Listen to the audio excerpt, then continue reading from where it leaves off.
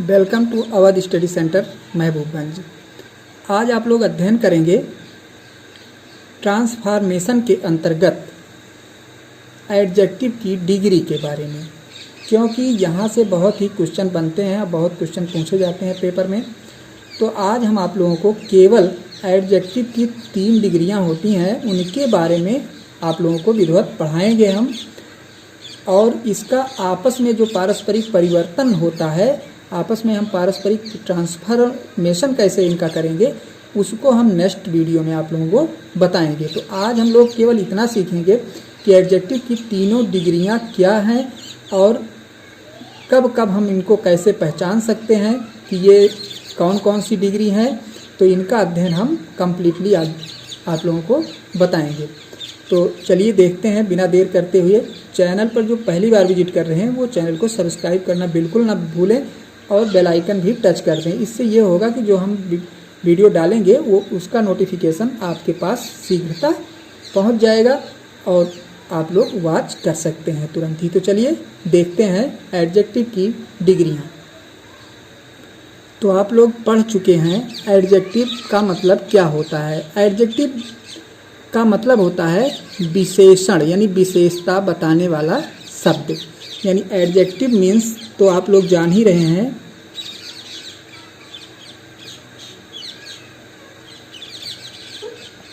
Adjective means होता है विशेषण।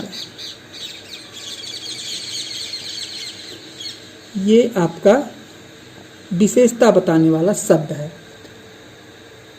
ये आप लोग अध्ययन कर चुके हैं कि एडजेक्टिव मीन्स क्या होता है। अब एडजेक्टिव का मतलब जो है 3 भागों में हम अध्ययन करके सीखेंगे। मतलब एडजेक्टिव की कुछ अवस्थाएं होती हैं, कुछ का मतलब 3 अवस्थाएं होती हैं। इन तीनों के बारे में हम अध्ययन करेंगे यहाँ पर। तो एडजेक्टिव की अवस्थाएं यानी एडजेक्टिव जो है 3 प्रकार का होता है, इसकी अवस्थाओं के बारे में आज हम जानेंगे।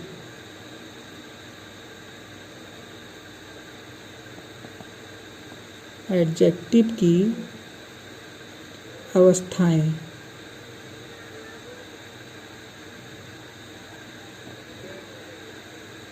यानी एडजेक्टिव की अवस्थाओं के बारे में हम जानेंगे। और ये कितने प्रकार की होती है? 3 प्रकार। एडजेक्टिव की अवस्था जो होती है कितने प्रकार की होती है? 3। तो हमें इन तीनों के बारे में आज जानकारी प्राप्त करना है। पहली अवस्था होती है एडजेक्टिव की पॉजिटिव, यानी अवस्था मीन्स डिग्री, यानी पहला होता है पॉजिटिव डिग्री।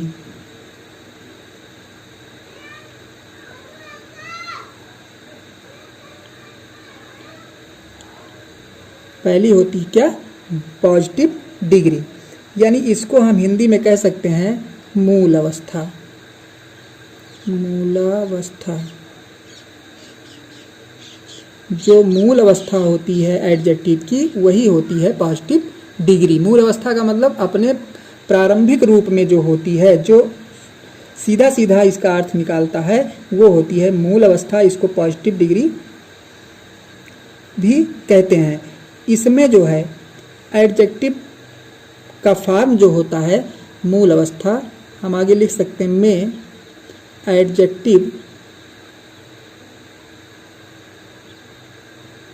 एडजेक्टिव अपने सिंपल फॉर्म में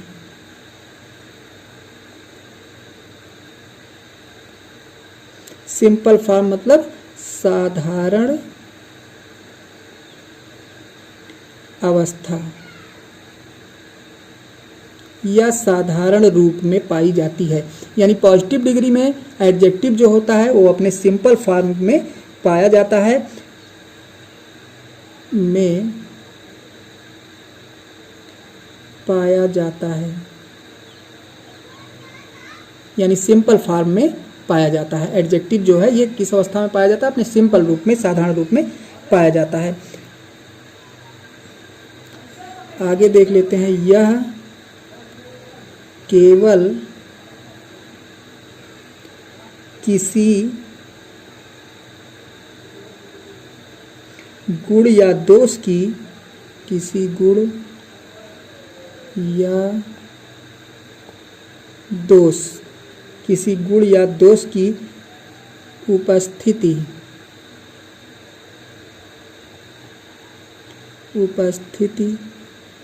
प्रकट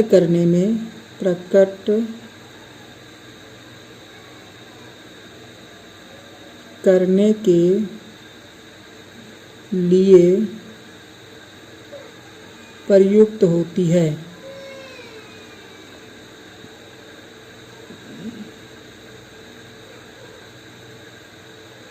यानी किसी व्यक्ति वस्तु की केवल गुण और दोष को बताने के लिए, सीधा सीधा गुण और दोष को बताने के लिए इस डिग्री का प्रयोग किया जाता है। उदाहरण में हम जैसे कह सकते हैं, Ram is a rich boy.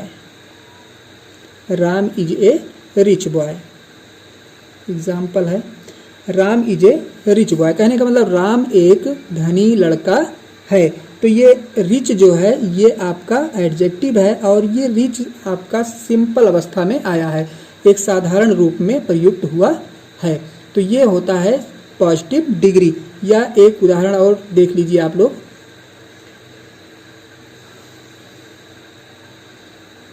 Keshav is a wise boy. Keshav is a wise boy, यानी केशव एक बुद्धिमान लड़का है। तो यहाँ पे वाइज जो देख रहे हैं ये आपका एडजेक्टिव है और ये अपने सिंपल फॉर्म में आया है, सिंपल रूप में आया है। तो ये होता है आपका क्या, पॉजिटिव डिग्री या मूल अवस्था जिसको कहते हैं। एडजेक्टिव जब अपने मूल अवस्था में होता है तो किसी एक व्यक्ति अथवा वस्तु के सीधे सीधे गुण अथवा दोष को प्रकट करता है। उसमें तुलना ना तो की जाती है, ना बहुत बढ़ा करके किया जाता, मतलब जैसी स्थिति होती है वैसी ही उसकी व्याख्या हो जाती है जब एडजेक्टिव अपने मूल अवस्था में होता है। अब चलते हैं दूसरा नंबर देखते हैं। पॉजिटिव डिग्री आप लोगों ने देख लिया, अब हम देखते हैं कंपैरेटिव डिग्री, यानी इसका एडजेक्टिव की डिग्री का दूसरा रूप यानी कंपैरेटिव डिग्री।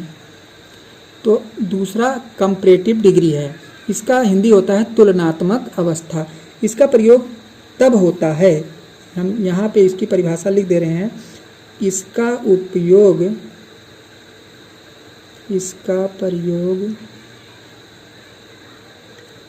उस समय होता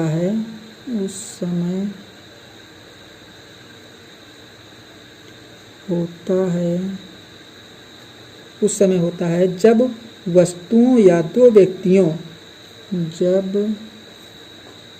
दो वस्तुओं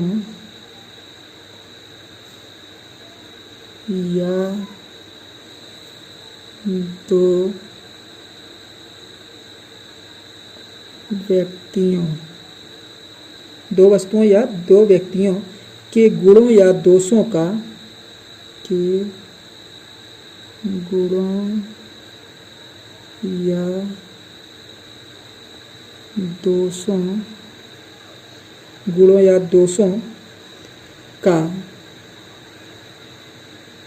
तुलनात्मक अध्ययन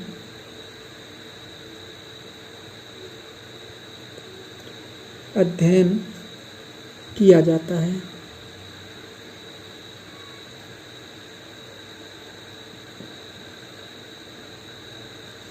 अब देखिए यहाँ पर जो है आप लोग देख रहे हैं,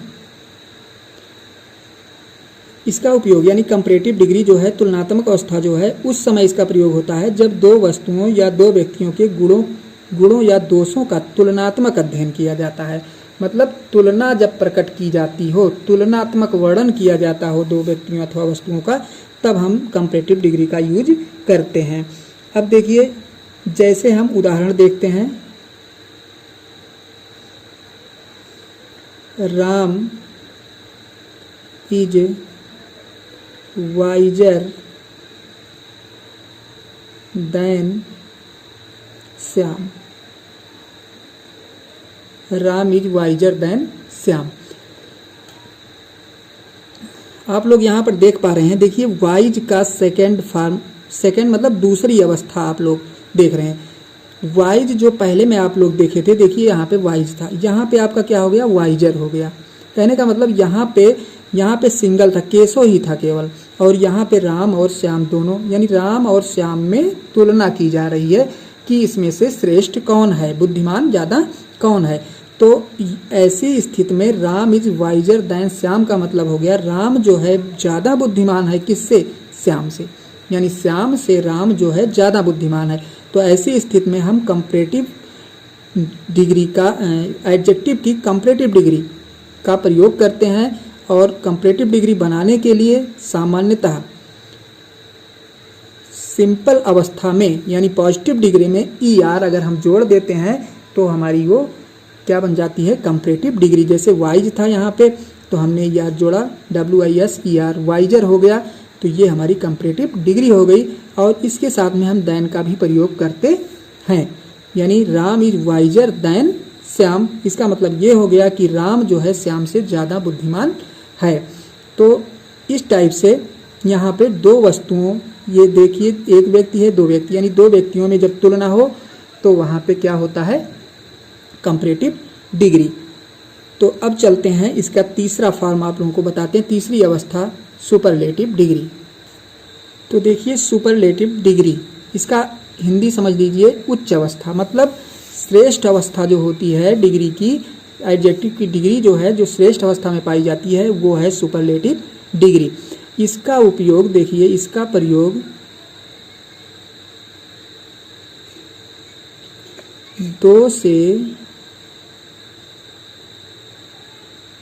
दो से अधिक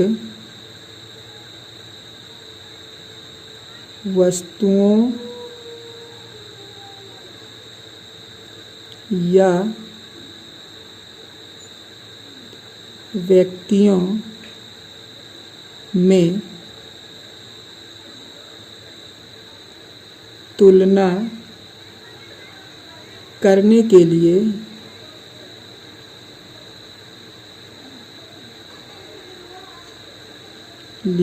किया जाता है। यानी जब दो या दो से ज़्यादा वस्तु या व्यक्ति रहते हैं तब हम सुपरलेटिव डिग्री का प्रयोग करते हैं उच्चता प्रकट करने के लिए या श्रेष्ठता प्रकट करने के लिए। अब एग्जाम्पल देखिए, समझ में आ जाएगा अभी। Mukesh is the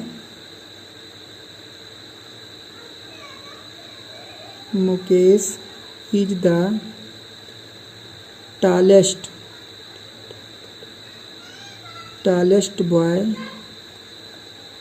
in the class।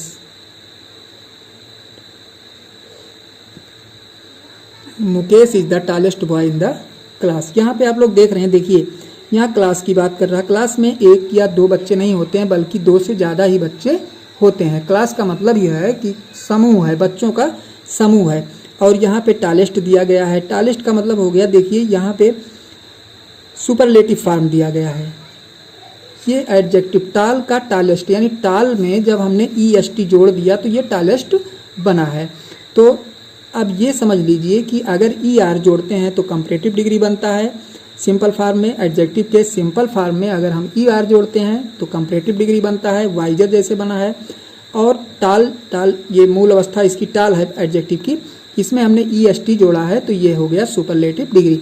यानी जब हम किसी भी सिंपल अवस्था में एडजेक्टिव के EST जोड़ देते हैं, EST, तो अपने सुपरलेटिव फॉर्म में हो जाता है। अब सुपरलेटिव फॉर्म में जब होगा तो जब भी कभी हम सुपरलेटिव फॉर्म का यूज करेंगे तो उसके पहले द का प्रयोग जरूर करेंगे। कुछ वर्ड ऐसे भी हैं जिनमें ER और EST जोड़ने से सुपरलेटिव डिग्री या कंपैरेटिव डिग्री नहीं बनती है। वो अलग वर्ड हैं, उनको हम आगे चल करके आप लोगों को बताएंगे। लेकिन सामान्यतः आप लोग जाने रहिए कि ER और EST जोड़ने से आपके कंपैरेटिव और सुपरलेटिव डिग्री बनते हैं। ध्यान रहे कि जब सुपरलेटिव डिग्री हम लिखेंगे तो उसके पहले द का यूज जरूर करेंगे। और जैसा कि इसमें बताया गया कि दो या दो से अधिक वस्तुओं के बीच में जब हम किसी एक व्यक्ति की तुलना करते हैं तो वहाँ पे सुपरलेटिव डिग्री का यूज होता है। तो Mukesh is the tallest boy, कहने का मतलब मुकेश जो है वो सबसे लंबा लड़का है क्लास में।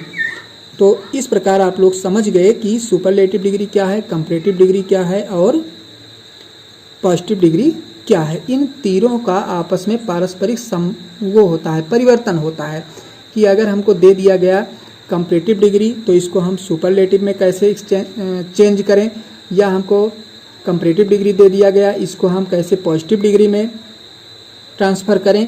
तो ये ट्रांसफॉर्मेशन के अंतर्गत ही आता है, इसलिए हम इसको आज आप लोगों को तीनों डिग्रियों के बारे में बता दिए। अगले लेसन में, अगले वीडियो में आप लोगों को इन तीनों के आपसी परिवर्तन को बताएंगे कि कौन सी डिग्री किस डिग्री में, अगर हमें किसी दूसरी डिग्री में परिवर्तन करना है तो हमें किन नियमों का पालन करना होगा। तो आज आप लोग इतना सीखे, इतना आप लोग आज पढ़िए। नेक्स्ट वीडियो में हम आप लोगों को इसके आपसी परिवर्तन के बारे में बताएंगे। तो चलिए, तब तक के लिए धन्यवाद।